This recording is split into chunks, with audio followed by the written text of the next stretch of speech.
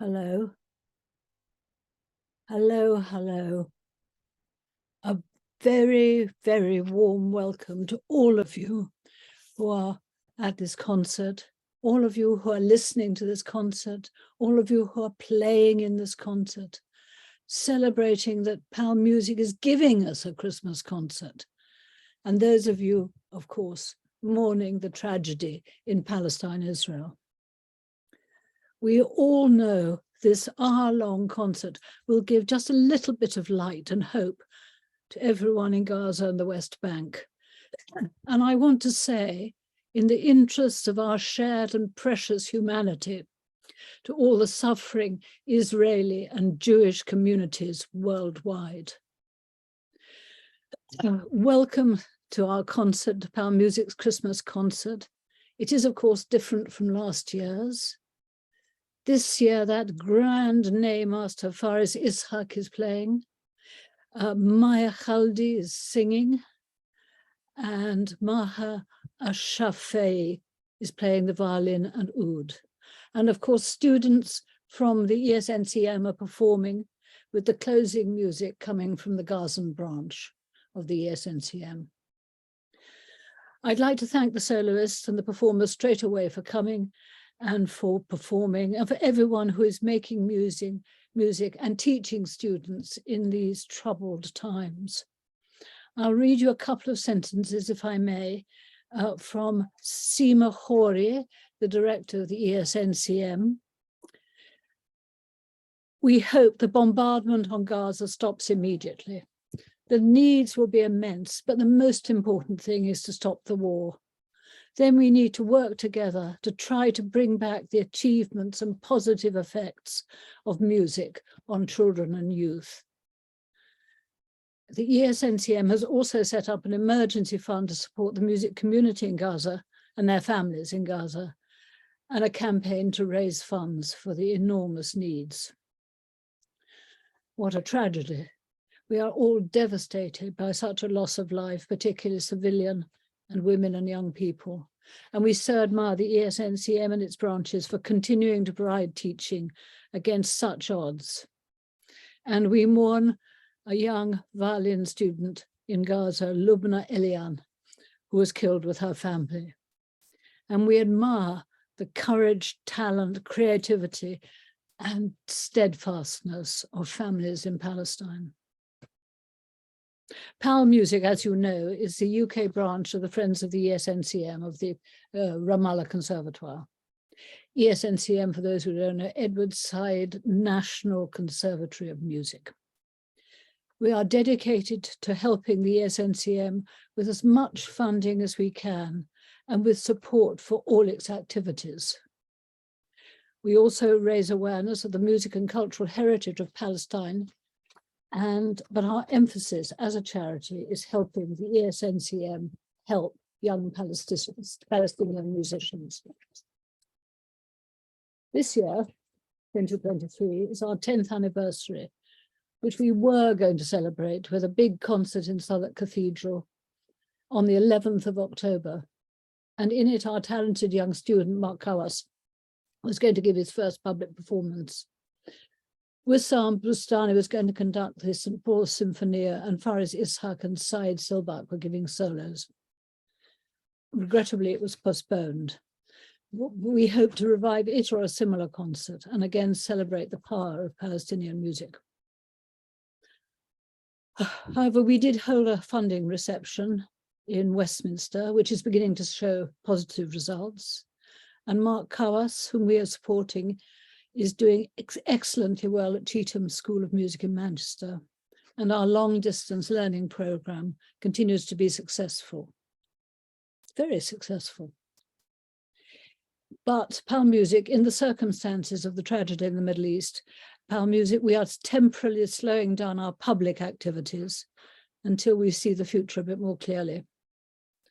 However, that's not to say we're not doing anything. We have a new director, Sal Sherratt, who comes to us with enthusiasm and energy and a very strong background in fundraising. She will be talking to you a bit later. And so we'll continue to fundraise as much as we can and give as much as we possibly can to the ESNCM. PalMusic's hope for 2024 is that things settle down, the war stops, and that we can give as much help as we can to the young musicians of Palestine. We've had an excellent first 10 years, and we hope to have a very good second 10 years and build on our experience and history. The concert should start in a second, but before it does, can I thank all the people who've made this concert possible? Jay Crossland, Wissam Bustani from PalMusic, all the performers from the ESNCM and the soloists, Deanna Safier for really sorting out the tech and sorting us all out, Sal Sherrod, and all those behind the scenes. So without more ado, I'd like to send my very, very best wishes to all of you, to hope you have a happy Christmas, to hope that we can get a better situation going. And I hope you really enjoy the concert. And I hope next year is better.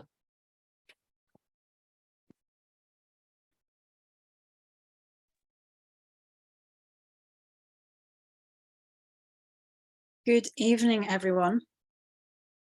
I would like to welcome you. My name is Jay, and I'm going to be your host for this evening.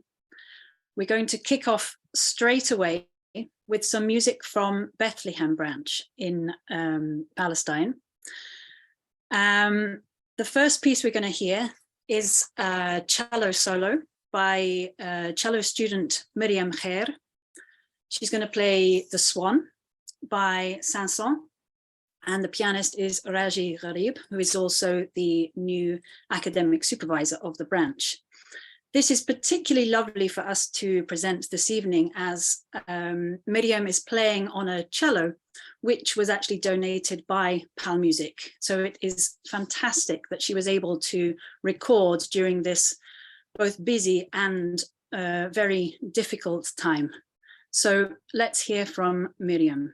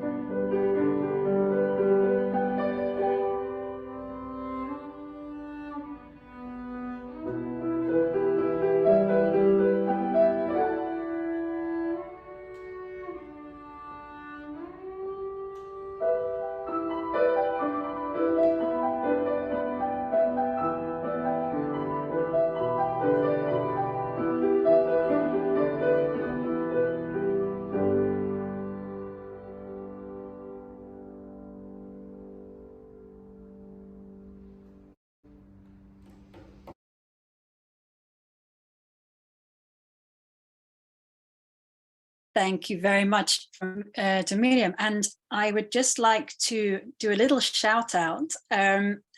We do receive messages from you during the concert, if anyone wants to message us or ask anything.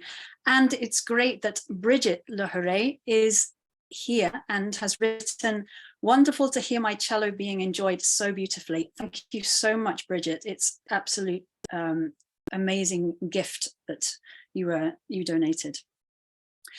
We are going to move straight on to our second piece of music, which also comes from Bethlehem branch. This is a piece which I asked for. I was in Palestine in June we ran a summer camp, and the summer camp was preparing for the graduation for the students at the Conservatory. And this piece was played by the students, and it was so fantastic. They did not make a recording, so I asked if they would record it again for us today. There's one person missing from this recording, which is the trombone teacher, Yasar Saadat. And this is very telling. Yasar lives in Ramallah. He cannot currently travel to Bethlehem, even though it's in the West Bank, because the roads are simply too dangerous for Palestinians to move around. So it was recorded without him, as both their trombone teacher, you'll see the students, the trombone students, but thank you very much to the branch for still making it happen. I'd like to just mention that the trombone students who I'm particularly pointing out are the most advanced students at the Conservatory. They are taking level 10. This is has been created. It's a new addition in the last couple of years to give people the possibility to really continue on to more of a diploma level in the absence of another place to study Western music. So that's really great. The piece they're going to play is called Lamuni El-Gharu Minni, by Moroccan artist. And here we are.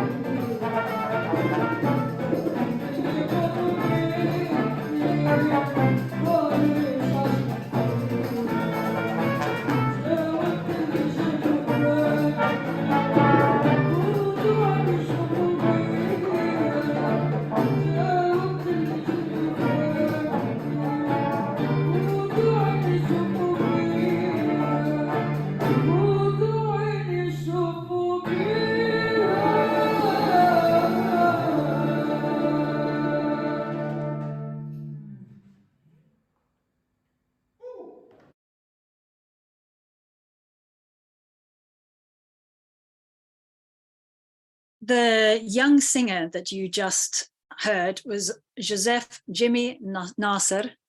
And I also want to say a big thank you to Zaid Hilal, who you saw there playing the bouzouki, who is a teacher at the Bethlehem branch and helped put that together.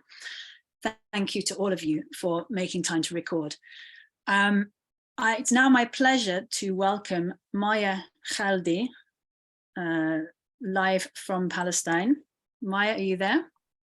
Yes, here. Hello. Hi, Jay. Hello, everyone. Hi. Thank you so much for being with us today.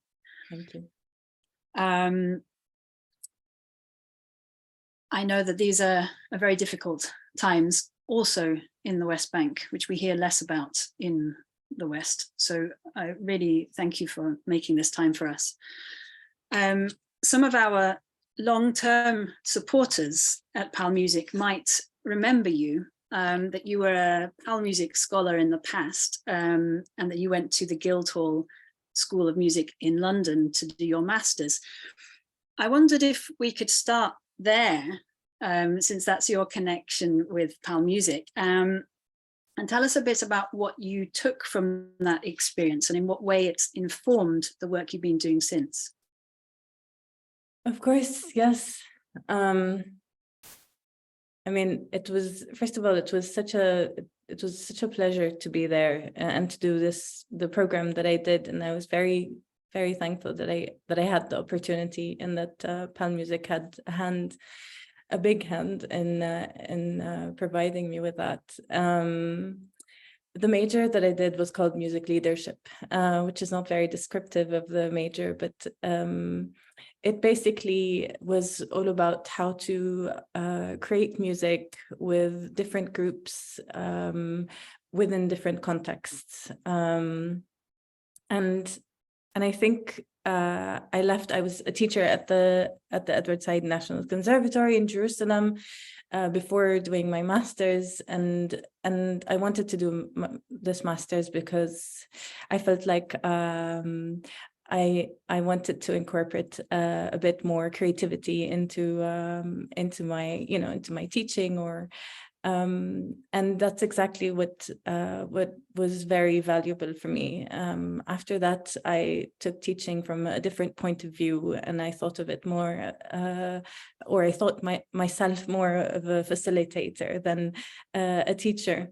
And that really shifted a lot of my sort of teaching technique to a more creative method, and it took me to a place where I was able to teach music theory while also having composition as a big part of the learning process. I was just about to ask what you see as the difference between a facilitator and a teacher. I've seen you doing some very creative classes in the garden in the conservatory there. Could you speak a little bit more about how you see the role of a facilitator rather than a teacher?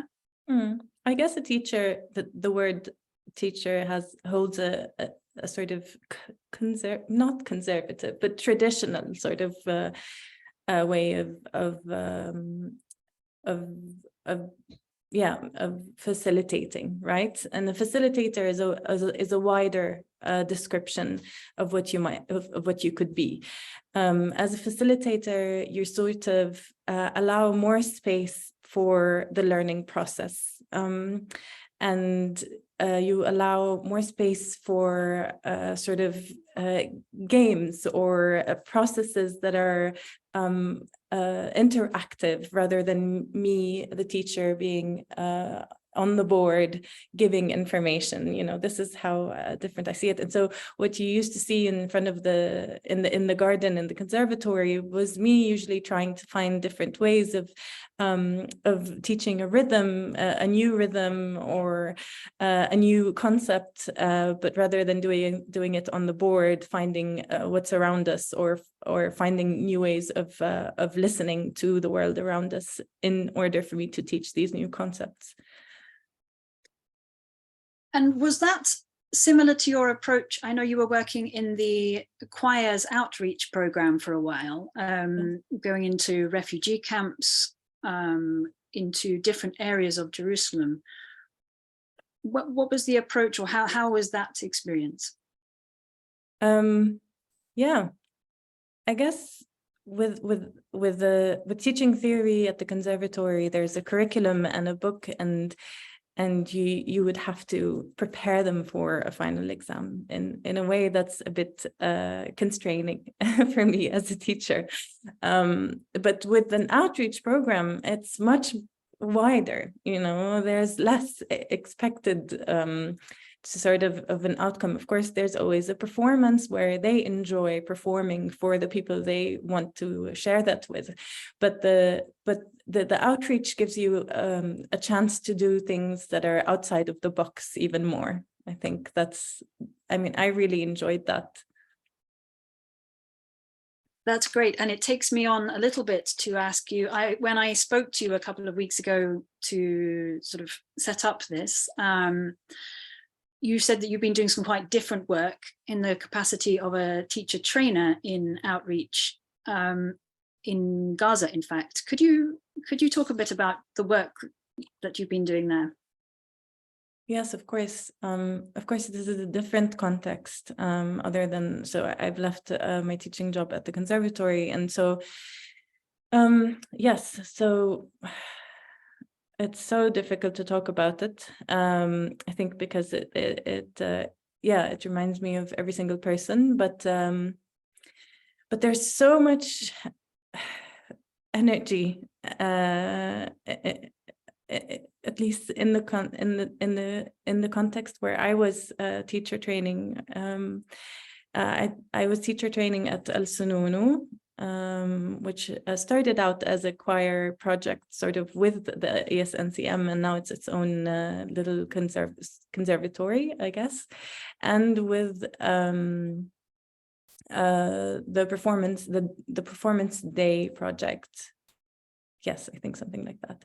And it's a theater academy, and the context is very different, where there's a real need. I mean, everywhere there's a real need, really everywhere in the world.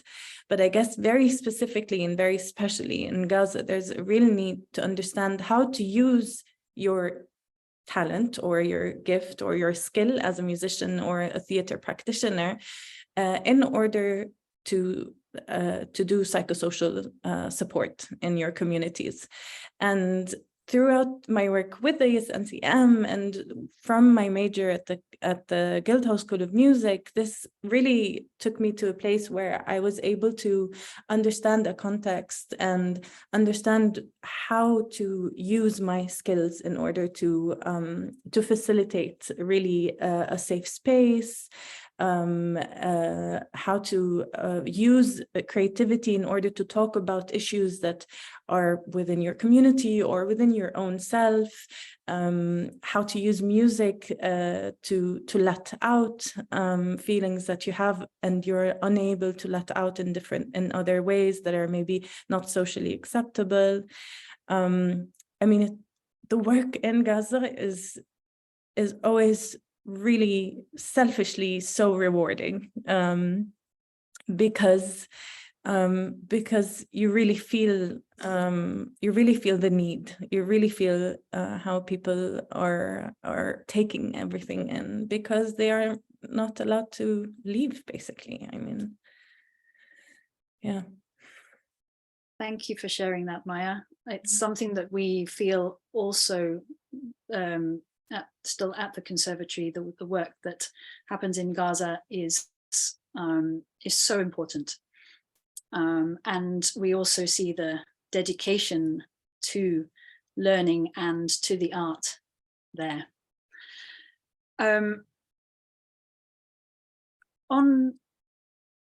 You have this area of your work, but you also work as a performing artist, as a vocalist, and I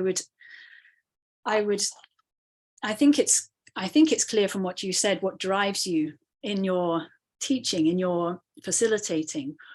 what drives you as an artist, considering all that the challenges that artists face everywhere in the world, but particularly perhaps in Palestine? I mean, right now, for example, I'm really focused on archival material. And I feel the need to sort of go back in time to find the music or the sounds that that we don't have in our everyday now, that really do kind of define us in different ways. You know, I mean, it defines us or it gives us a sort of thread of our identity, which is constantly being threatened. And so I'm focusing a lot on finding music, folklore music, traditional Palestinian music to compose with. And rather than looking at it as if it's like in a museum and I'm just learning it and reiterating it or singing it, I'm trying to also use it to imagine a sort of kind of new future or an alternative future, a future where we have a Palestinian sound, but an informed Palestinian sound, where it does feel like it's where we're from. And that, as I understand it, is the starting point for your last album, The Other World. Yes. Fantastic album. Congratulations. Thank you. In collaboration with Saruna, electronic artist and sound engineer. Yes. Would you talk to us a little bit about this album? Yeah, this album is exactly that. It's my first sort of experiment with how might I compose with and around folklore music in order to, and with it, try to imagine something new or something else. Like you said, it's called Other World, and I'm trying to imagine another world with it.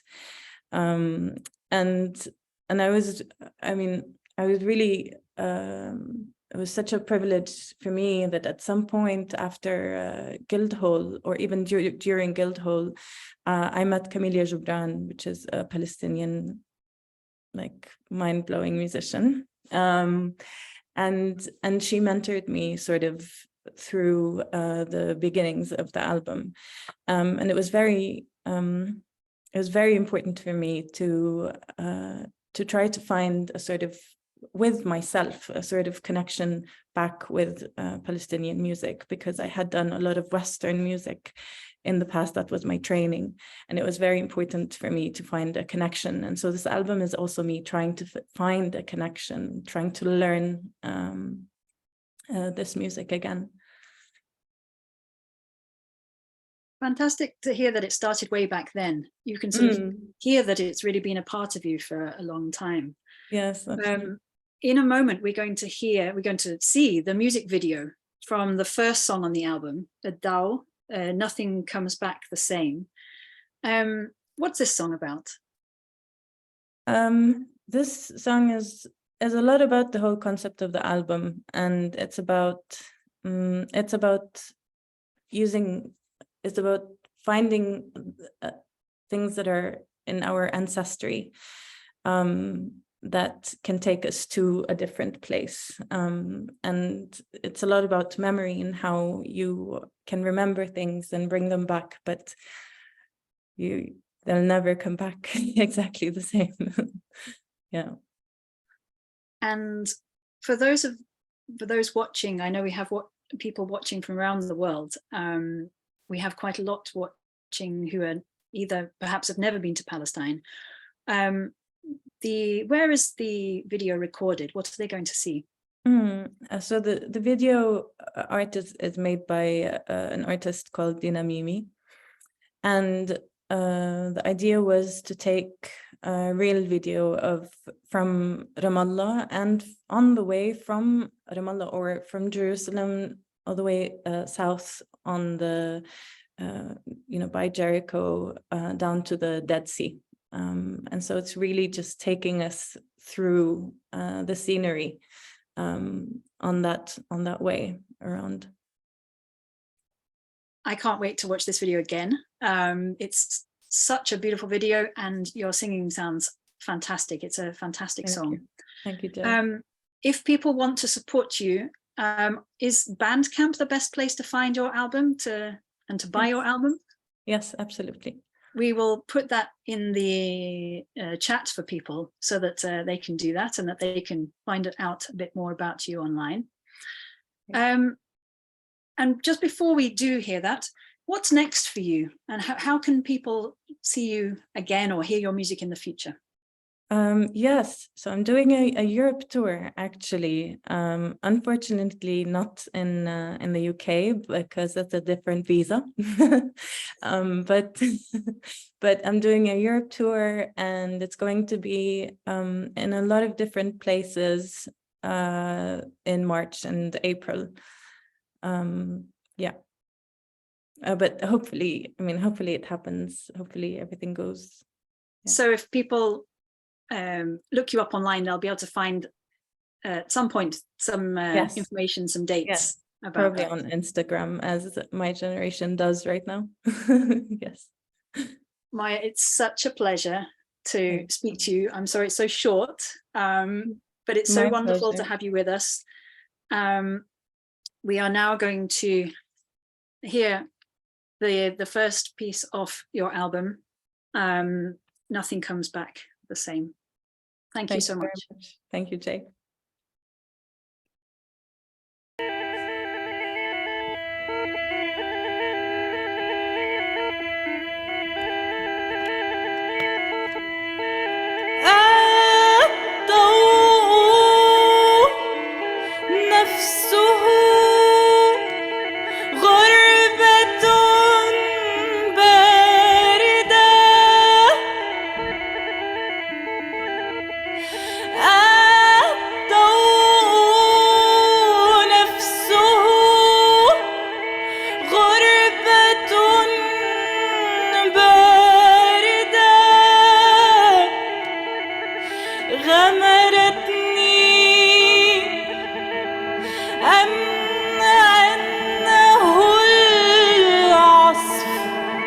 البئر العتيق يتشبث بمكانه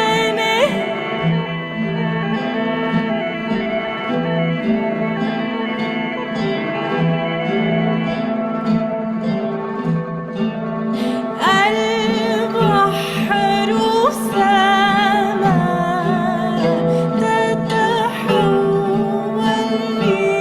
لأنثى لسبع سنين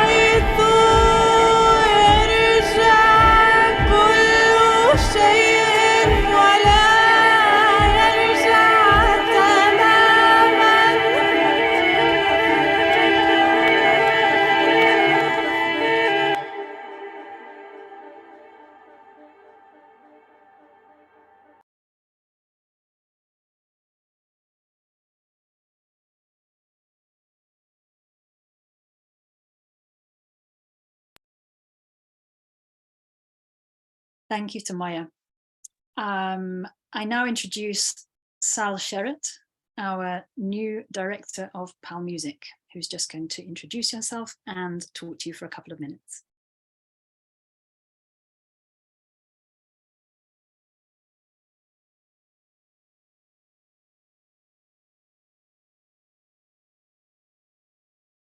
Sal, you need to unmute yourself. Hello, I'll start that again. I thought I had. Apologies. Thank you, Wissam. Welcome, everybody. Thank you so much for joining us tonight. As Jay mentioned, I'm the relatively new director of PalMusic, and I'm delighted that we've been able to put this concert together for you all at this time, which is so important to come together and to show our resilience and our support for young people. The ESNCM is a really special organisation and is really the focus of PalMusic's endeavours and activities. The Conservatory in Palestine has always had 5 branches. Obviously, very sadly at the moment, the Gaza branch is not in operation, although wonderfully the ESNCM is still paying their teachers, which I think is fantastic, and trying to look after their students and their families there.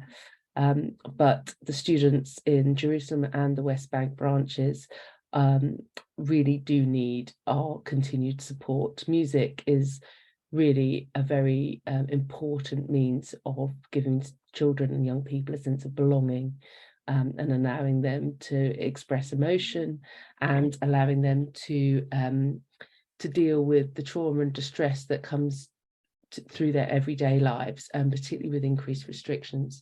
We know, talking to our colleagues at the ESNCM, that funding is particularly hard at the moment. International restrictions on funds have made funding challenging, and much funding comes with immense amounts of restrictions and ambitions for new activity. The reality is that the majority of a huge majority of ESNCM students, which incidentally are aged 5 to 25 years, so children are doing their routine schooling, and this music for them is something they're doing alongside. The tuition costs to the year end August 22 were around 1.7 million, but the fees that ESNCM actually collected from students was around 850,000. So there is a huge shortfall, and they need to raise the money to support those students through grants, through donations, and through earned income. So all I would say tonight is, if you haven't donated yet, or people that would like to donate, your support now would be immensely valuable. And I hope that you will, having joined us this evening, continue to stay connected with PalMusic and our activities, and to come on a journey with us. Our ambition is incredibly difficult times, is to sort of really significantly grow the impact that we can make in Palestine, and I hope that I can lead that pathway. And so we need all of you to come with us. We will put the link for donations in the chat again, and no gift is too small. So we really hope you can support this immensely valuable time. And thank you so much for being with us this evening. Thank you.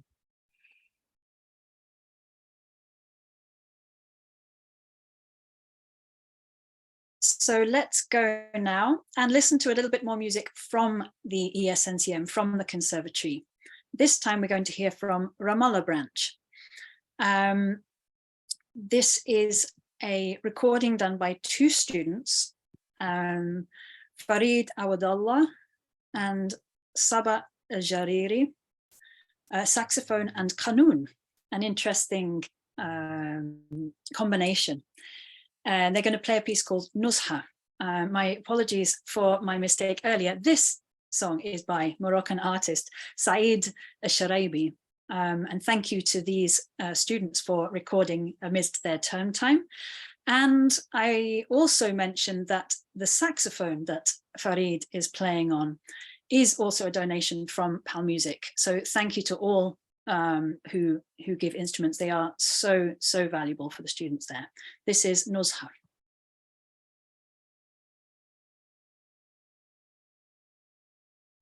Hi, my name is Saba. I'm a qanun player at the Birzeit National Conservatory of Music. Hi, I am Faris Ishaq. I am a saxophone player. I study saxophone in Birzeit.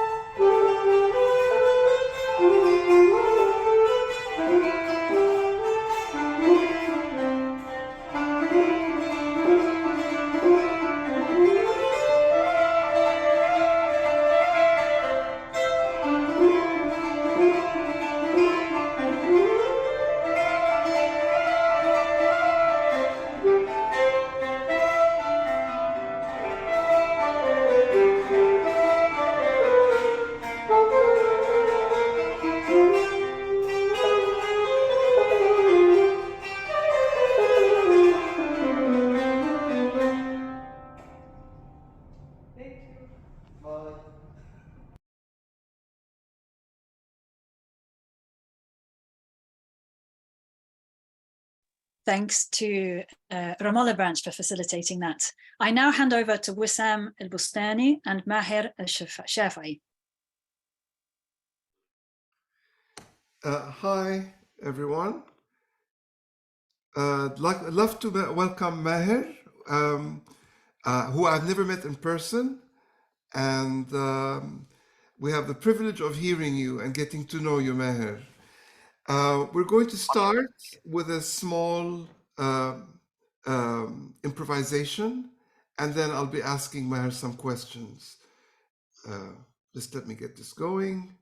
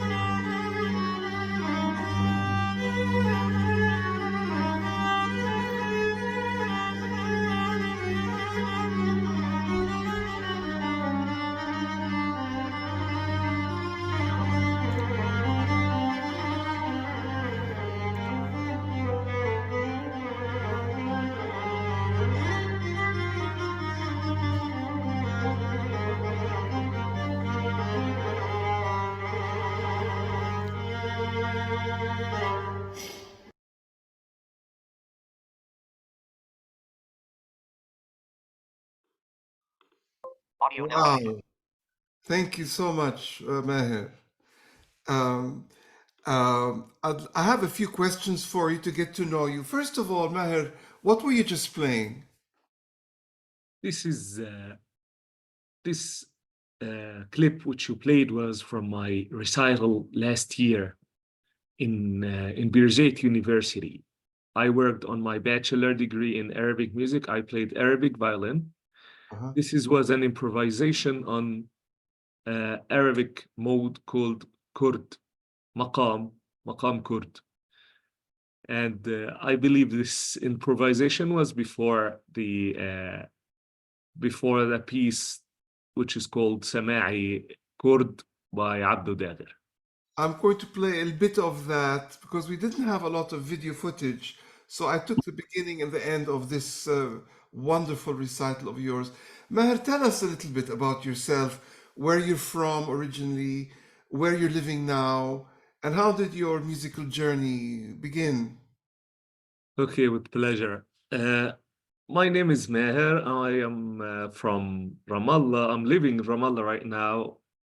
Originally, I'm from Alid, a city in the 48 zone, as they used to call it. We are refugees. My family was immigrated in 1948, and right now I'm living in Ramallah. My musical journey started at the age of 6. My dad was my first teacher since he plays keyboard. He discovered that I'm also interested in music because I was able to learn songs that are played in front of me by heart. And from his point of view, I also has a musical sound. I used to sing songs. He decided to try teaching me playing keyboard at home. So I started in my summer vacation with him. After this, I also started joining the joining my school choir in singing and playing sometimes in the concerts of the school. I studied in Helen Keller School in Jerusalem. When I was 8 years old, I joined the ESNCM to study violin. Yeah. And after that, I added the oud. And after graduating from the SNCM, I joined Birzeit also to work on my bachelor degree in Arabic music. That's what I can say now. So you've graduated from Birzeit now. Sorry? You've graduated now from Birzeit? Yes, I graduated from Birzeit last year. Okay. In 2022.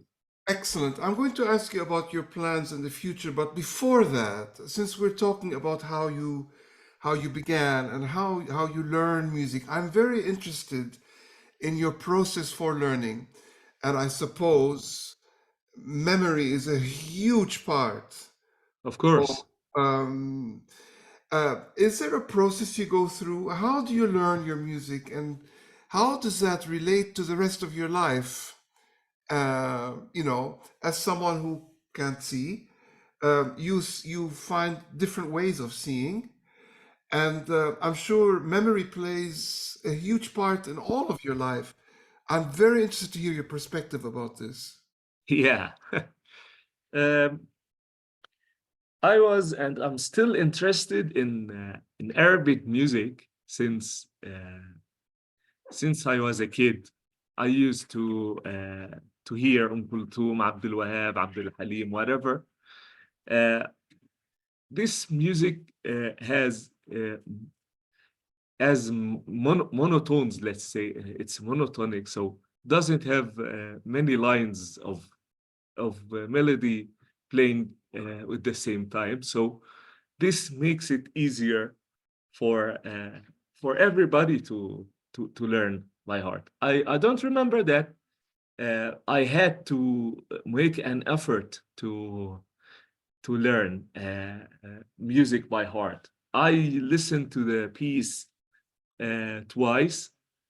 The third time I start playing with it. The fourth time I believe I can play it alone without hearing a guide, without hearing And the do you record. think that surely must be related to you having to deal with life, you know, and I suppose you cross the street once or twice and then you have to remember where you Yes, are.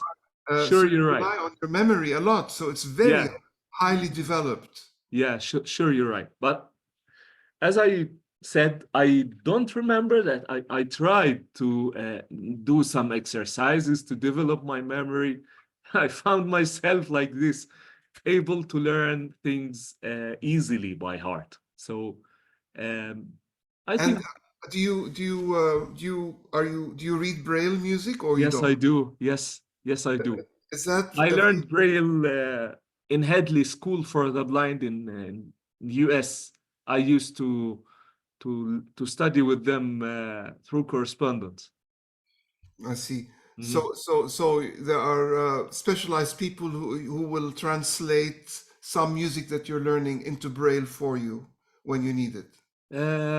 These long time ago that was the case, but these nowadays, since we have technology, we have computers, we have software, I can deal with the Sibelius, and we have another program called Good Feel, which is a Braille translator.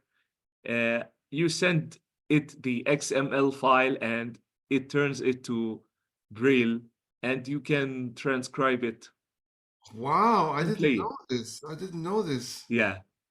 Okay. All right. So moving on, can you tell us, you auditioned last year for SOAS University in London, Yes. and you were accepted there. Can you tell us what the situation is at the moment? And Okay. what sort of course are you hoping to study there exactly? I want to study musicology in SOAS. I auditioned last year, as you said, as you mentioned, sorry, and I got an conditional offer. My main problem is the tuition fee and the living expenses. I can't afford them by myself. I tried many scholarships like Achieving and etc., and I couldn't get any of them. So I myself could offer around $10,000 from my expenses, and but as you know, these are nothing. I Always. know, but Yes, you know, we will try to spread the word, and certainly PalMusic will try to support you in whatever way we can. hopefully. We'll have to build this up.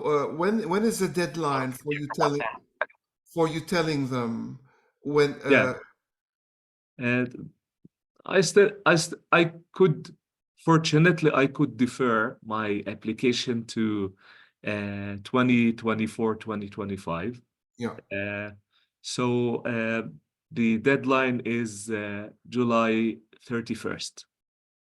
So I have until the end of July to sorry, July 31st, 2024. I have before that date, I have to turn my offer into unconditional. Okay. Otherwise, it won't be taken. Okay. Well, we're certainly going to do our best to help you with this in whatever way we can. What about after university? Your long-term aspirations. Where do you see your music leading you? I'd like or I'm planning to work as an assistant teacher in Birzeit University, because I have a special relationship with Birzeit. I graduated from there twice. The first time was in 2013 as an Arabic bachelor graduate, and the second one was last year as a Arabic music bachelor. So I love that university, its atmosphere, and so on and so forth. So I'd like to help also the in developing the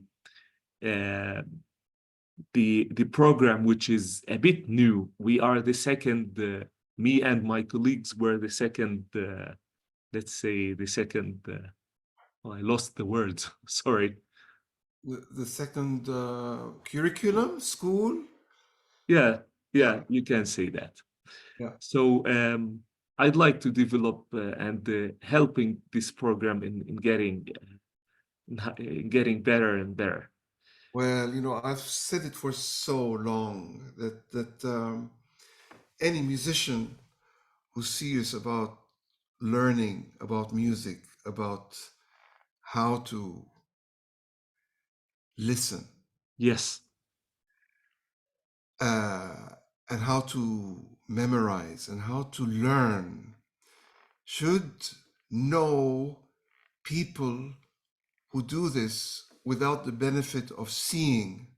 We have so much to learn from the way you problem solve, the way you see something that's not there and find different ways to grow. We all have so much to learn from this as people and as musicians. And I'm sure you're going to be an absolutely inspiring teacher. I think you probably already are. Hopefully. I think, do you have any projects coming up soon? I know the situation is terrible now, but so let's hope that things can somehow get a little bit better. But do you have anything that you're building up towards in the near future besides SOAS?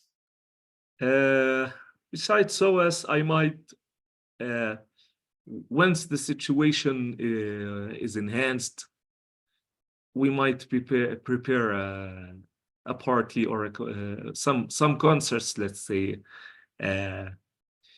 I'm planning to do some musical events here in West Bank, singing or playing violin or oud, whatever, because I believe that people need to be back into music after this terrible situation that we are facing. Yes, yes. Anyway, the next time, promise me something, Maher. The next time you record a concert, yeah, of course. Make sure you have a friend who doesn't move around with his phone too much. Yeah. So you need someone, a really good friend who's professional that can really record your concerts well. We'll end with the end of this piece that you started. Maher, it's a pleasure to know you. And I'm just going to quickly play this next piece, Habibi. Thanks, and thanks for PalMusic. Yes, thank you. Wissam Stadia started screen share.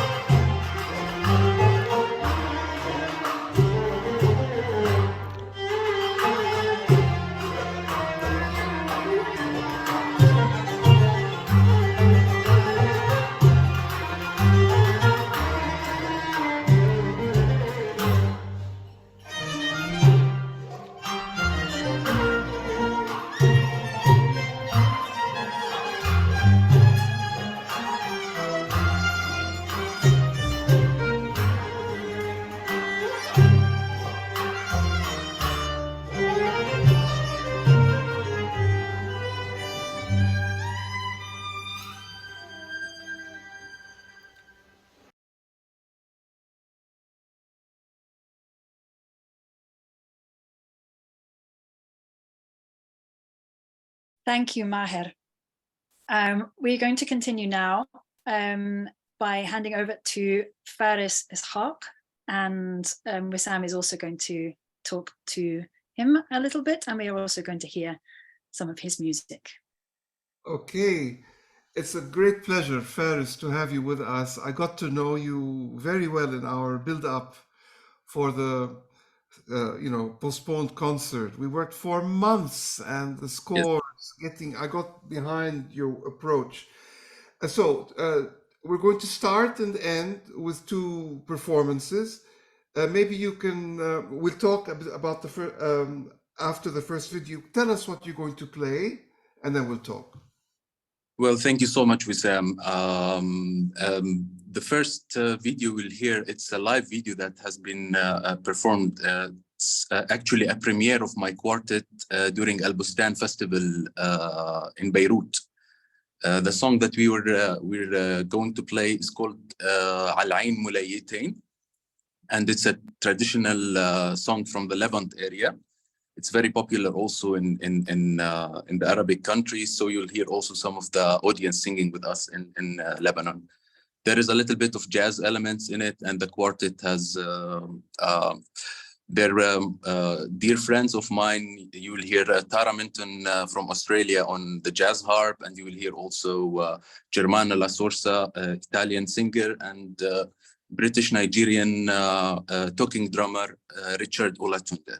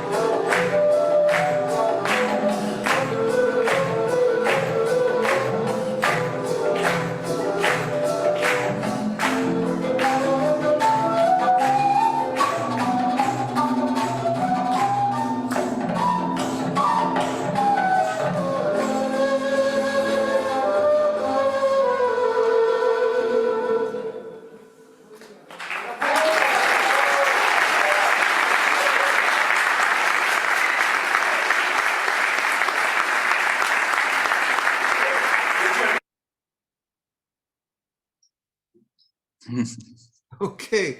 I really wanted to put this video on because it's live. A lot of these online concerts rely on recordings, and Yes. there is something different about the energy with a live audience.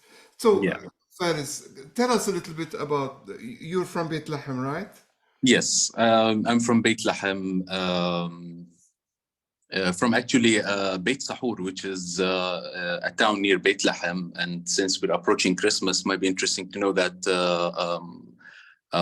according to the biblical story, it's where the shepherds followed the star to meet baby Jesus to Beit Lahem. So yeah, it's also very common in the shepherds playing. So we have the shepherds field in Beit Sahur, and the shepherds is a very traditional instrument with the ney flute, and the way it's played. It's also their shepherds techniques that we have very percussive playing. So I feel very much connected to Beit Sahur, my birthplace. Since you started talking about the ney, tell us about the qualities of the ney and the culture that you are growing out of. What is it about the ney that you like? And also tell me also, the ney that you're playing in that concert is an unusual ney, isn't it? Yes, it's a new invention by an instrument maker from Egypt called Yasser al-Shafi. He's one of the few that still, actually the ney, even though that it's very simple and it's made out of sugarcane bamboo, it's very hard to find a ney that you can play in tune with. It's because the ney is one of the oldest instruments that still exists. Dates back to 5000 BC, even probably 7000 BC, to ancient Egypt and ancient Sumeria. So that's how old the ney is, and it still actually holds the same simple form that it used to have, probably now with a little bit more holes than before. So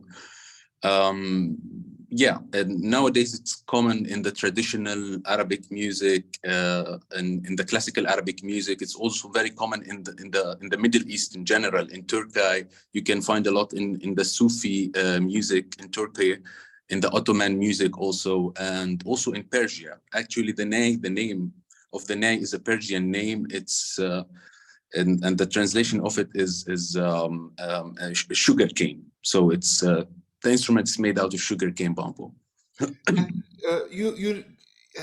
Have you played the Western flute as well, or never? Recently, I started. Very recent. How do you find that?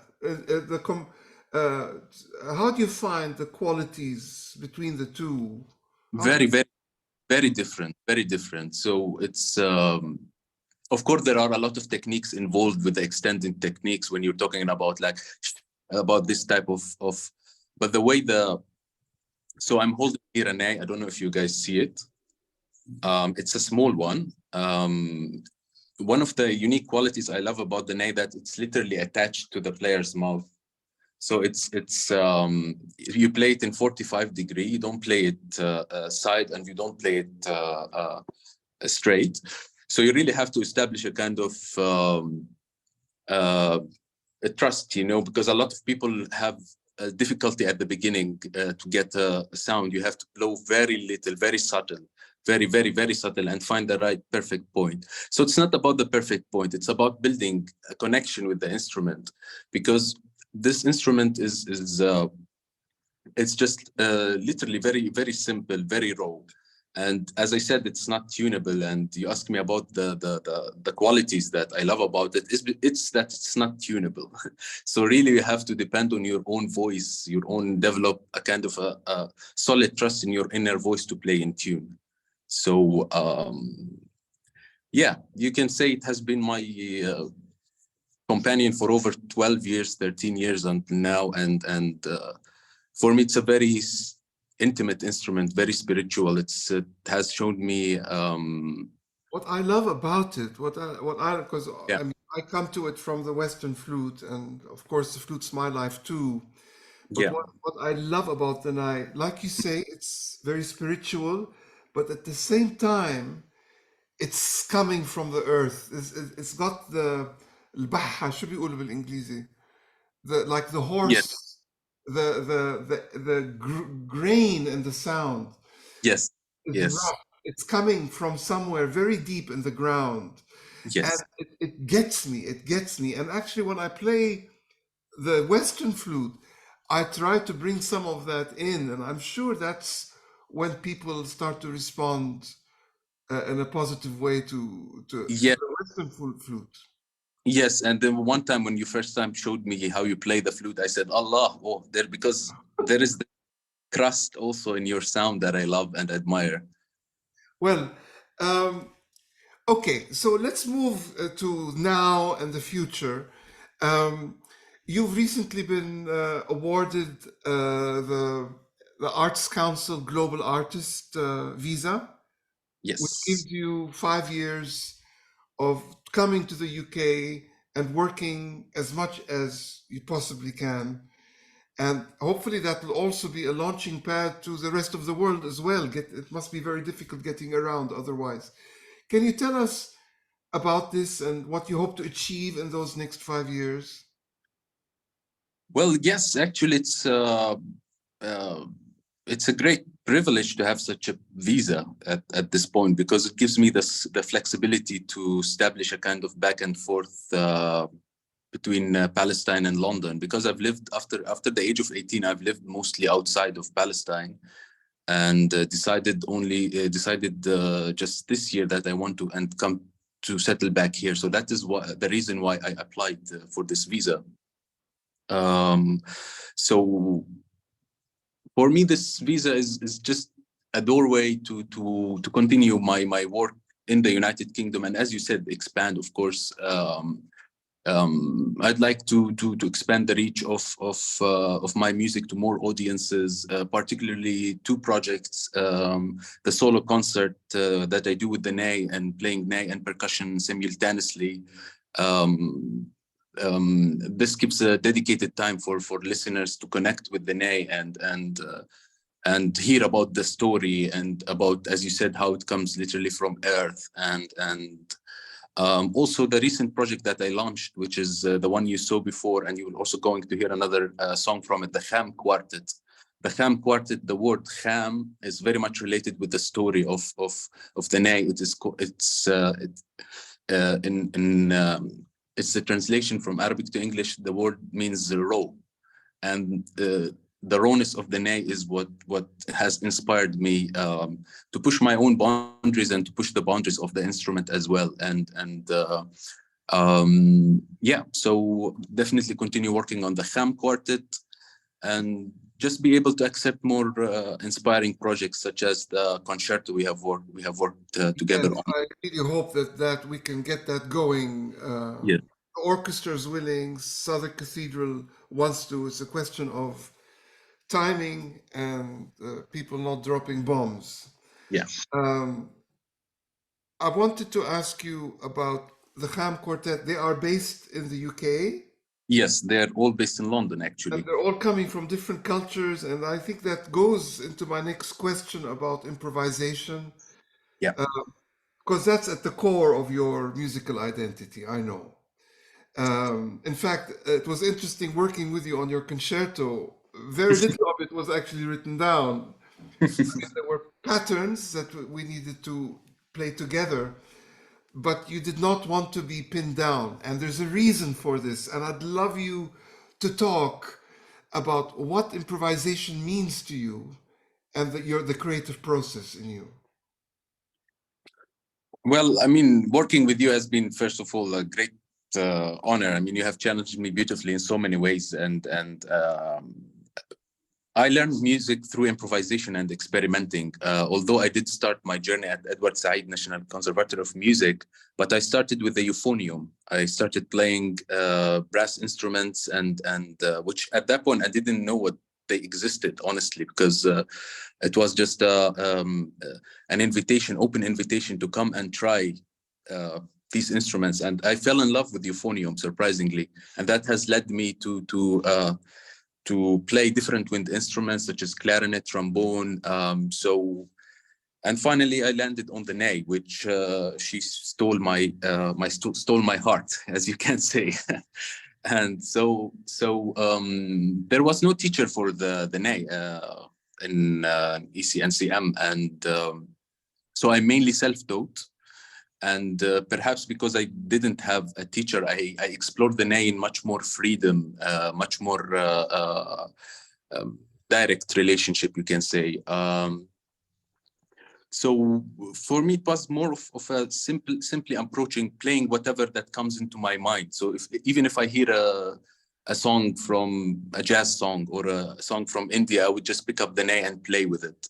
So it was that simple for me. And then I really developed an affiliation for generally world music, jazz music, and that was for me a starting point to really put a challenge to myself and know how am I going to play with this simple instrument, jazz music, which is the most complicated, out of chromatic playing and all of that. So that was the challenge that kept me going. Well, it's very exciting that you're introducing music to the ney into cultures that are not identified with it. Just like earlier on, the two trombone players were playing Arabic music with the trombone. Yes. And I'm sure that the person who invented the trombone never really thought that anyone would be getting this kind of Arabic idiom out of the instrument.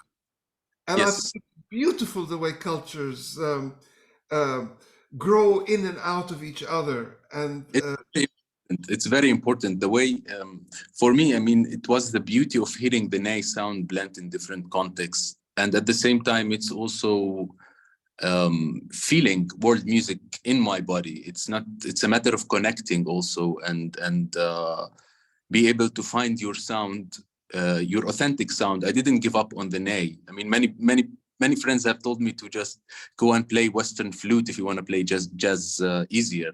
But no, the ney is part of my culture, and I want to hear also my culture blend in other world music cultures. So it's that stubbornness that's also sometimes beautiful.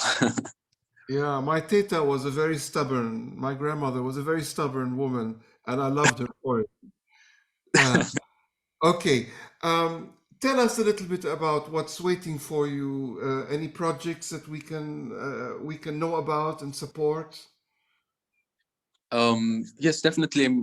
I just recently launched the Kham Quartet, so our first debut album will be in coming out in April 2024. So just make sure to check it out, I guess. Okay. All right. Can we end this this discovery of your world of music? And the ney that stole your heart, and I'm sure you gave your heart to it too. Obviously. Can you introduce the next piece while I find it? The next piece is called Moses Snake, and it's inspired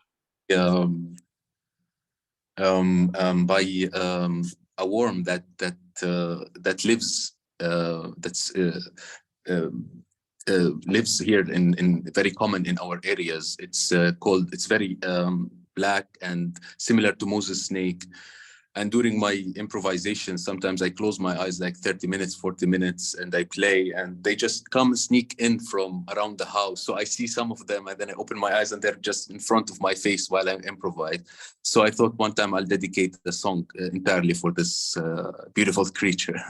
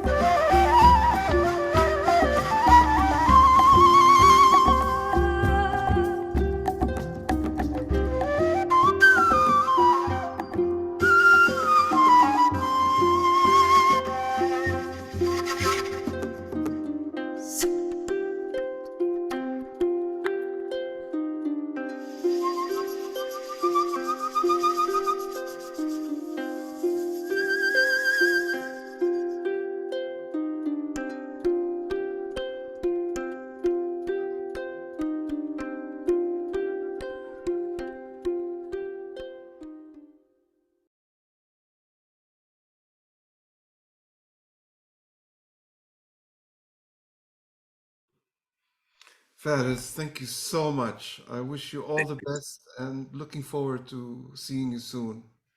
Good luck. Hopefully. Thank you. Okay. So Jay, do you want to take over? Sure. Before we head into the final part of our concert tonight, we're just going to pop in to Bethlehem branch as well, and hear a short piece by Layan Salman, violin student at the Conservatory at the moment, accompanied by Raji Gharib, and she's going to play Brahms' Hungarian Dance in G minor.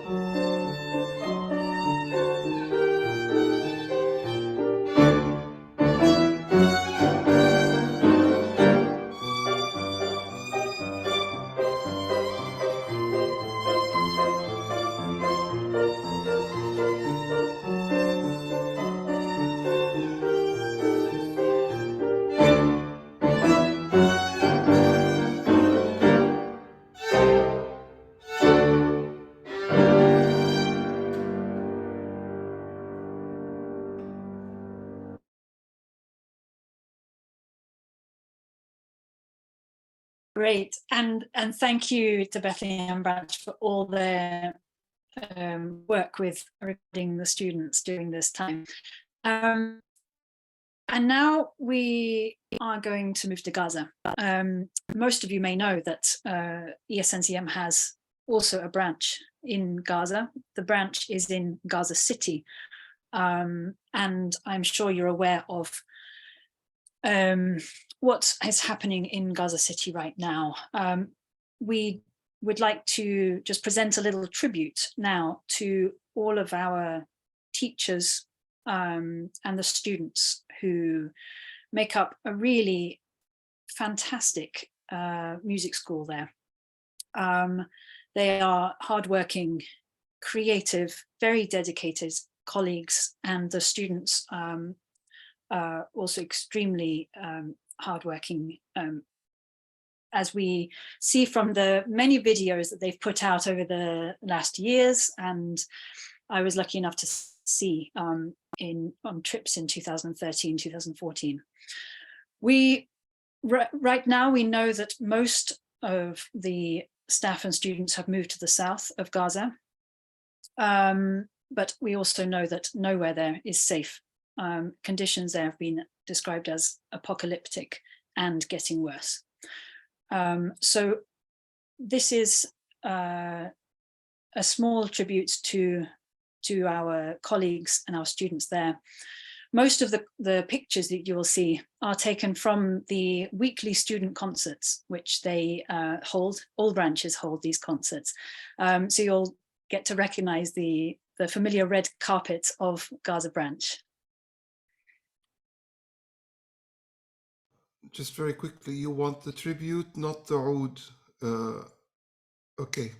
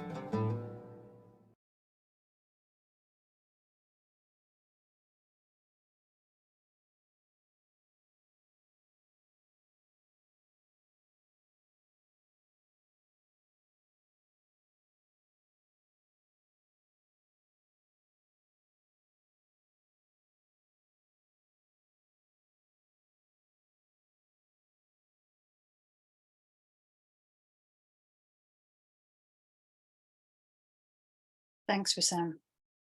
Oud playing there was by Tamer Sahouri.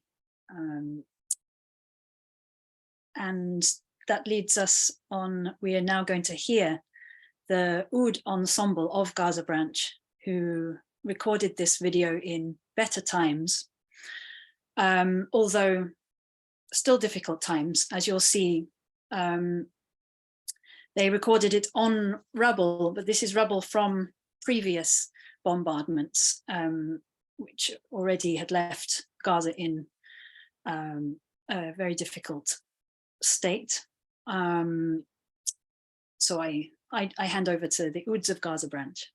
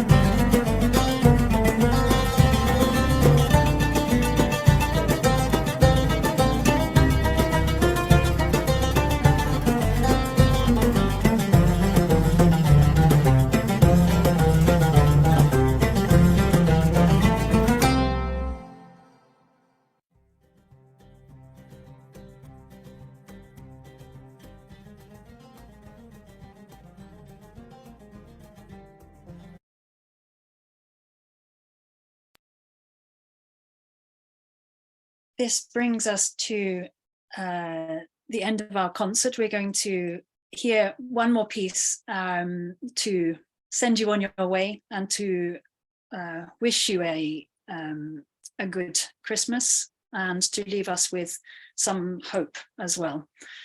I need to say a very big thank you to all of the guests, Faris, Maya and Maher, to the students who have recorded, who've performed, to everyone behind the scenes, to Diana, thank you very much. Thank you all for being here. We hope that you've enjoyed the music. We hope that you will donate just a little drop before you leave, and that you will share the message of what we are doing. I would like to close with a quote. This is a quote that has been shared a lot during the last 2 months by Palestinians, although it came from other communities that were in need of hope before. This quote says, "They tried to bury us. They didn't know we were seeds." And I think this is a really lovely message of hope for the future. I leave you with a recording of the wind ensemble in Ramallah branch.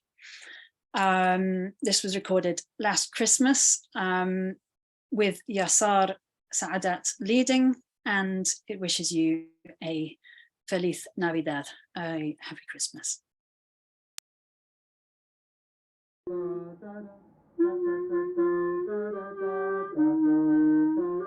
جرب.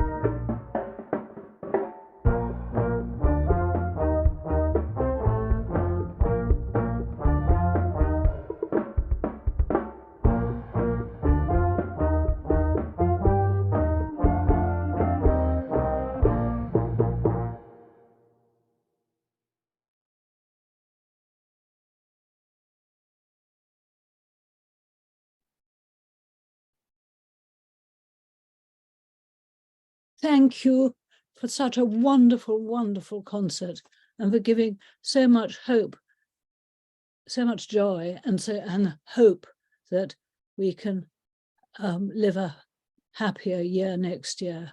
Thank you all very, very much indeed. And I just wish for better times for all of us.